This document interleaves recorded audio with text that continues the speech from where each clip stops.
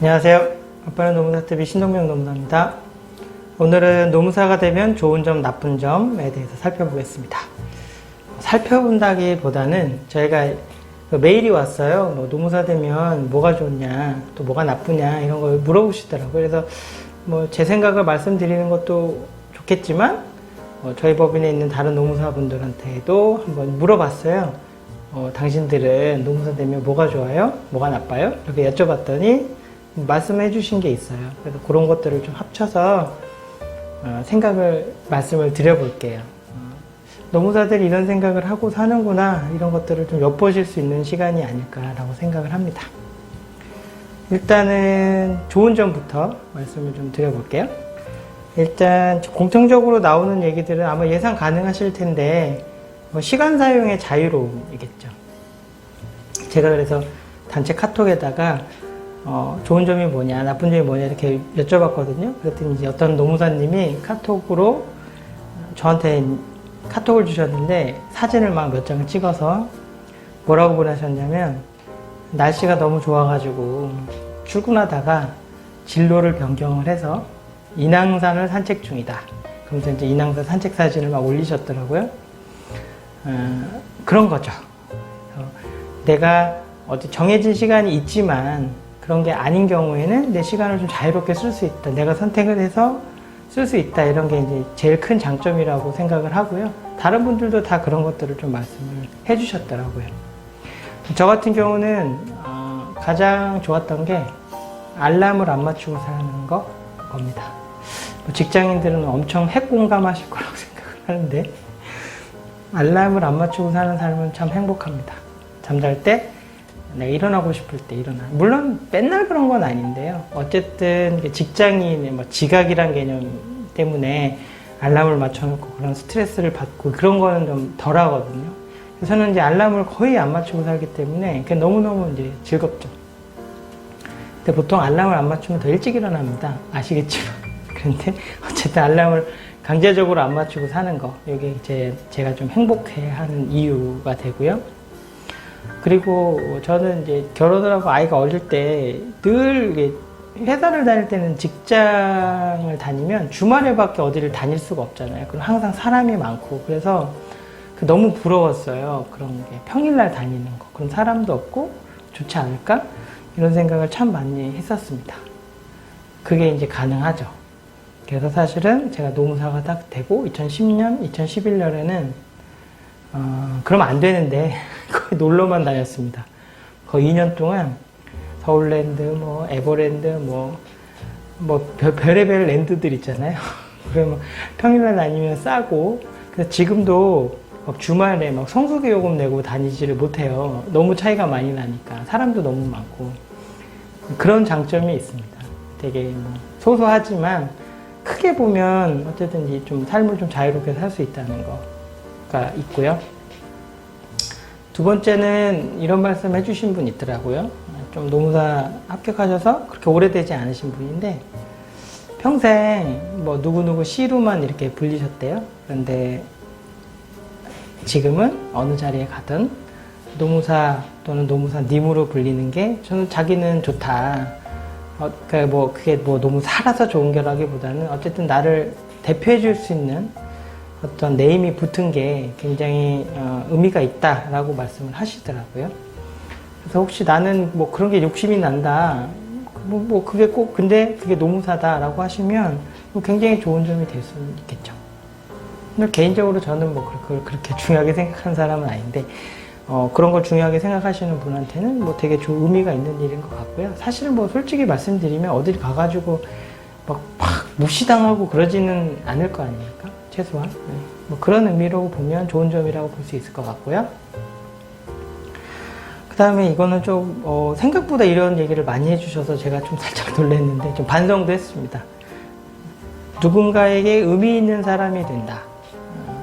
그런 말씀을 하시더라고요. 내가 어떤 거를 도와주는 일을 주로 하기 때문에, 회사를 도와주든, 어려움에 처한 근로자를 도와주든, 그렇게 그분들한테 도와줘서 그분들이 원하는 결과를 낳아주고 원하는 거를 성취해주게 해드리면 그에 대한 당연히 보람은 있어요. 그래서 그런데 그거에 대해서 큰 의미를 두시는 분들이 있더라고요. 그런 면에서는 우리 직업도 괜찮죠. 의미를 주는 사람이 된다는 거죠. 내가 그 사람한테 도움을 주고 내가 그거에 대해서 굉장히 높은 가치를 내 스스로 평가하고 그런 면에서 볼 때는 굉장히 좋습니다. 그런 직업 만족도도 높아질 수 있고요.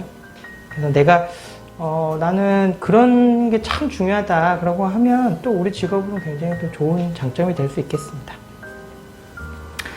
그 다음에 다양한 일을 할 수 있고 스스로 결정한다.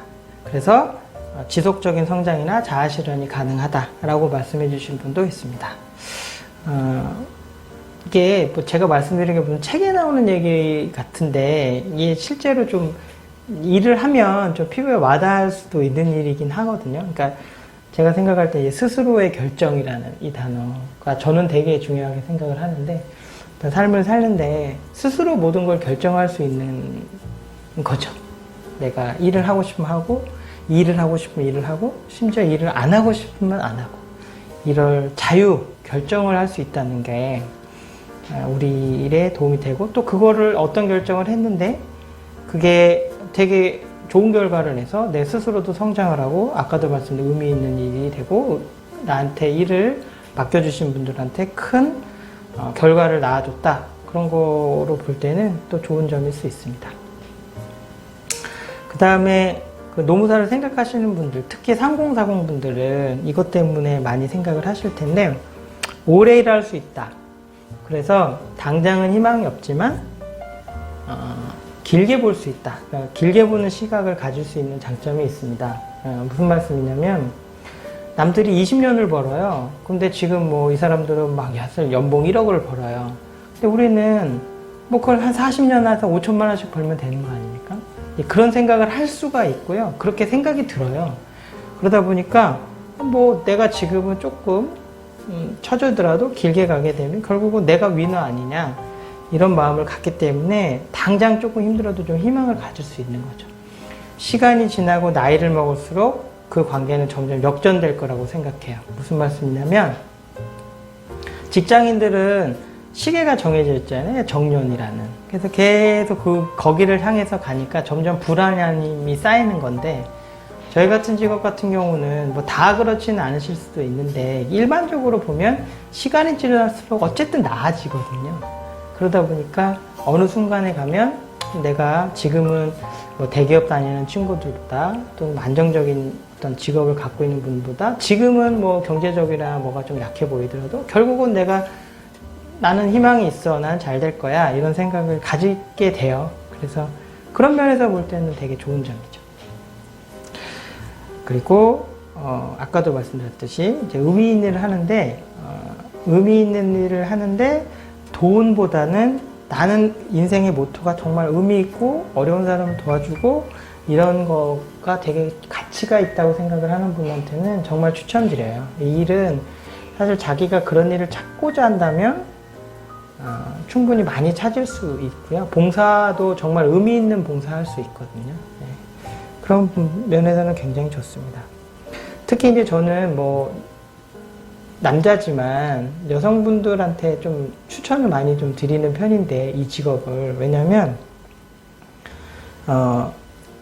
뭐 다른 직업도 마찬가지인데 특히 노무사 같은 경우는 뭐 일을 하시다가 육아를 위해서 좀 쉬셨다가 다시 나와서 일을 하는데 너무 전혀 뭐 그렇게 단점이 되지 않거든요. 뭐 내가 개업을 할 수도 있고 아시는 분이랑 같이 일할 수도 있고 육아를 하면서 집에서 일하실 수도 있고 실제 그런 분들이 있거든요. 그런 면에서 볼 때는 육아 병행이 가능한 일이라고 생각을 합니다.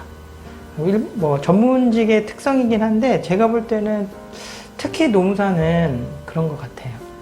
그런 면에서는 굉장히 좋은 점이 될 수 있다 라고 생각이 들고요. 그 다음에 이제 단점이라고 할 수 있는 게, 야, 노무사가 뭐 단점이 있냐? 이렇게 생각하실 때 이 세상에 단점이 없는 게 어디 있겠습니까? 뭐 국회의원이 되든 대통령이 되든 뭐 다 장점만 있는 건 아닐 것 같고요. 그리고 당연히 나쁜 점이라는 것도 다 주관적일 수도 있어요. 근데 이제 제가 생각하는 거랑 또 노무사님들이 말씀해 주신 걸 좀 정리를 해서 좀 말씀을 드려보면 대부분의 분들이 이제 수입이 불규칙하다, 안정감이 떨어진다. 이제 이거는 그렇습니다. 농사 초기에 예를 들어 내가 200만 원을 벌었는데 어떤 달은 100만 원을 벌고 어떤 달은 300만 원을 벌었다. 그런 수준에서의 불안감이 있어요.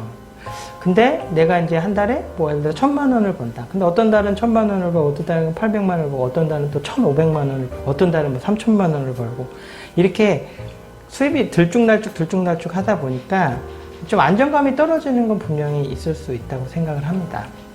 그래서 이런 분들이 있어요. 뭐 공무원 같은 걸 해서 정말 따박따박 돈이 들어와야 되는 분들인데 뭐 그거를 내가 조금은 참을 수 있는데 뭐 도저히 못 견디겠다.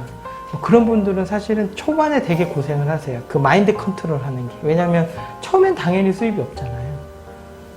그래서 그런 부분이 좀 단점이고, 그거는 사실은 초반에만 그런 게 아니고 중반 뭐 성장해 가면서도 또 그 수준에 따라서 또 불안함이 분명히 상존을 해요.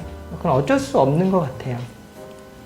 그래서 이제 보통 그런 타겟책으로 농사님들이 좀 집중하는 거는, 저희도 고정 수입을 얻을 수 있는 게 이제 자문사, 뭐 회원사 같은 걸 유치를 하게 되면 매월 이렇게 입금이 되거든요. 그래서 예를 들어서 내가 뭐 사무실 운영하고 뭐 직원분들 뭐 급여 주고 내 생활을 하는 게 예를 들어서 뭐 최소한 비용이 한 2천만 원이 든다. 근데 내가 자문료로 한 2천만 원 들어온다. 그러면 기본적으로 안정되는 거고 나머지는 다 플러스 알파가 되기 때문에 이제 그런 면에서 나는 그런 걸 너무 불규칙하거나 그런 걸 너무 힘들다 참기가, 그런 분들은 초반에 자문사 유치를 열심히 하시면 됩니다.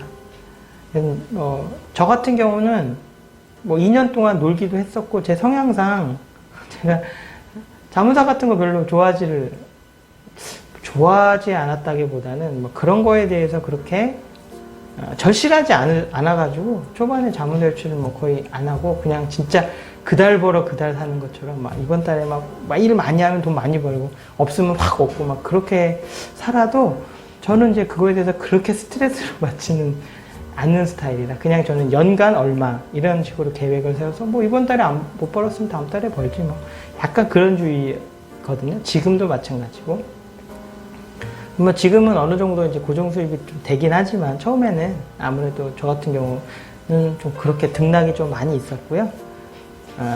그런 거 좀 어려워하시는 분들 같은 경우에는 자문사 유치를 좀 열심히 하시면 뭐 그런 건 일정 부분 해결이 될 거라고 생각을 합니다. 그 다음에 이제 이 말씀은 굉장히 좀 와닿기도 하고 의외였던데, 한 농사님이 그런 얘기를 하시더라고요. 뭐 당연히 직장 생활 하시다가 농사하시는 분인데 깊이 있는 인간관계를 구축하기가 어렵다 라는 말씀을 하시더라고요. 그래서 이게 야 무슨 말이에요? 이렇게 물어봤더니 회사를 다니게 되면, 한 회사를 10년, 20년을 꾸준하게 다니시게 되면 정말 동료라는 게 생길 수 있잖아요. 어떤 동료. 그래서 그 사람과 깊이 있게 정말 가정사도 다 느끼고 서로 정말 있는 말 없는 말 다 할 수 있는 그런 관계들이 많이 생길 수 있는데, 이 노무법인이라는 곳은 일단 인원이 일단은 많지 않고요. 그 다음에 이렇게 같이 완전히 파트너 돼서 오래 가는 경우도 있지만 일반적으로는 뭐 채용하셨다가 또 직원분들이랑 그렇게 오래 장기간 일을 하지 않는 경우가 많습니다. 그러다 보니까 스치듯 하는 관계들이 좀 있고요. 그 다음에 이제 고객분들은 뭐 자문사를 뭐 30년, 40년 하는 경우는 드물거든요. 그래서 뭐 하다가 바뀌고 또 담당자 바뀌고 그렇게 해서 깊이 있는 인간관계를 갖기가 좀 어렵다. 인간관계의 양은 절대적으로 엄청나게 많죠. 왜냐하면 계속 끊임없이 상담하고 끊임없이 새로운 사람들을 만나고 사람들이 만날 바뀌고 이러니까 양은 굉장히 많은데 정말 좀 마음에 맞는 사람이랑 깊이 있는 관계를 맺기는 회사보다는 좀 어렵다라는 말씀을 하시더라고요. 아주 공감이 되는 부분이 있었고요. 뭐 그런 걸 되게 중요하게 생각하시는 분한테는 좀 단점이 될 수도 있겠다.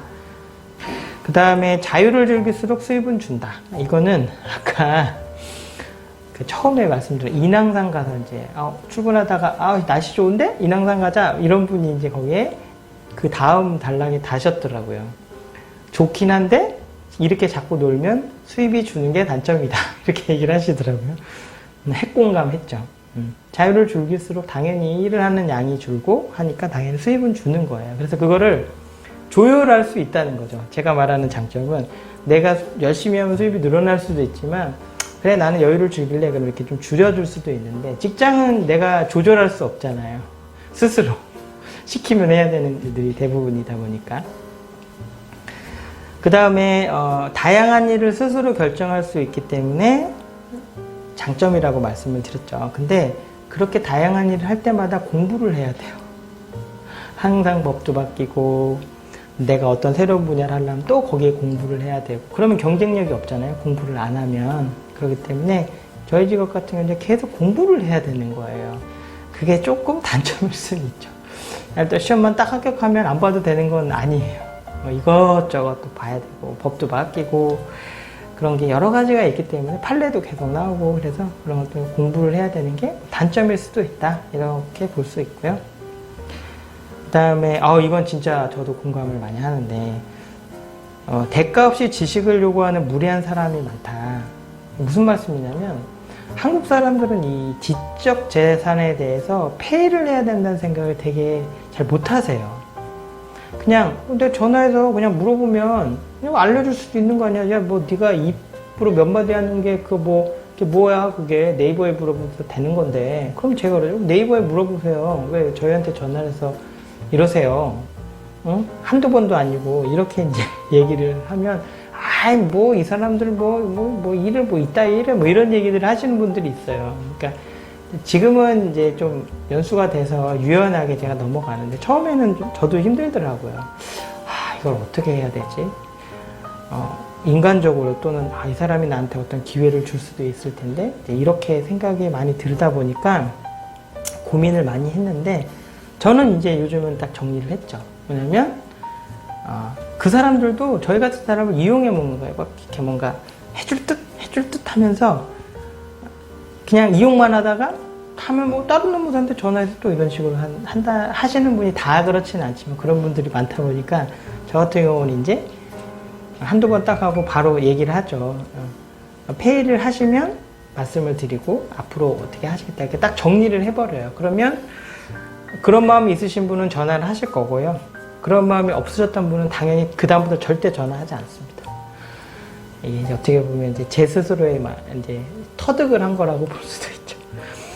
이제 그래 대가 없이 지식을 요구하는 경우가 당황스럽기도 하고 무례하게 저희한테 또 대응하시는 분들이 있는데 그거는 사실 뭐 우리 직업만 그런 건 아닌 것 같고 다 그럴 수 있는데 그런 말씀을 하시신 분들이 있었고요. 그 다음에 또 너무 금액을 그러니까 우리 이제 뭐 이런 일을 해주면 얼마를 뭐 한다 그러면 그런 게 얼마예요? 그러면 말도 저희가 생각할 때 한 100만 원짜리 일인데 50만 원, 20만 원 해주세요. 이런 얘기를 하면 당연히 하지는 않지만 저런 사람들이 우리를 그렇게 보는구나 이러면서 좀 이제 자존감이 떨어질 때도 있습니다. 이건 나쁜 점이라기보다는 그런 상황들이 좀 있을 수 있다 말씀드리는 거고요.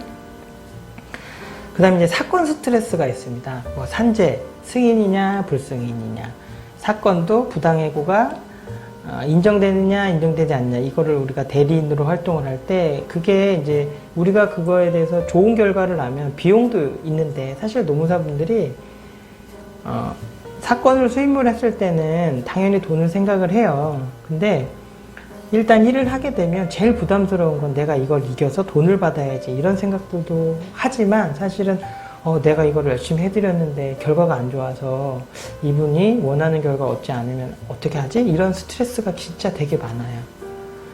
그거는 이제 우리 법 같은 일을 하시는 분들, 법 쪽에서 일을 하시는 분 다 느끼실 수 있는 일인데 사실 그런 부분은 어쨌든 직업 스트레스일 수 있죠. 그리고 저 같은 경우는 그래요. 지금은 안 그런데 노무사 한 3, 4년 차 때 일이 별로 없어요. 일이 별로 없는데 공휴일이 되게 많으면 저 같은 경우는 월급을 받는 게 아니니까 좀 싫을 때가 있어요. 이해 안 되시죠? 공휴일이 왜 싫어? 왜냐면 일수가 적은 거예요. 일할 일수가. 그래서 그런 경우에는 이번 달에는 이거 수입이 별로 없겠는데 이런 생각이 좀 들어요. 시간이 지나면 이제 어느 정도 수입이 되고 그러면 공휴일이 저도 반갑죠. 근데 처음에는 또 중간쯤에는 원래 지금도 뭐 충분히 쉬고 있는데 또 공휴일이고 그러면 이제 좀 좋지 않을 때도 있습니다.